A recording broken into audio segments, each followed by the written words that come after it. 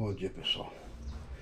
Vou descobrir qual que é o problema dessa moto hoje, que ela está instável na frente e escutei uns barulhos estranhos.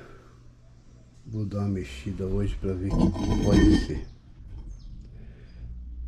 Vamos ver o que é, né? Já verifiquei tudo ali e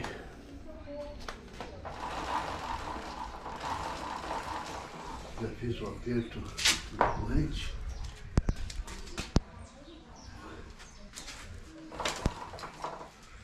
Só que o barulho dela é quando roda para trás. É aqui, ó, na mola de freio. A mola de freio tá boa. A mola de freio tá boa, que eu já vi já.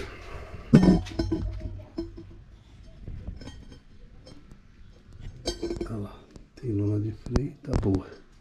Mas quando você roda ela para trás, ela pega um pouco. Essa parte aqui também não dá para dar mais aperto, né? Mas tá bom, o restante tá jóia. E é assim mesmo. Então é isso aí. Beleza? Tá tudo apertado, os parafusos apertados, tudo certinho, tá bom. Então, obrigado.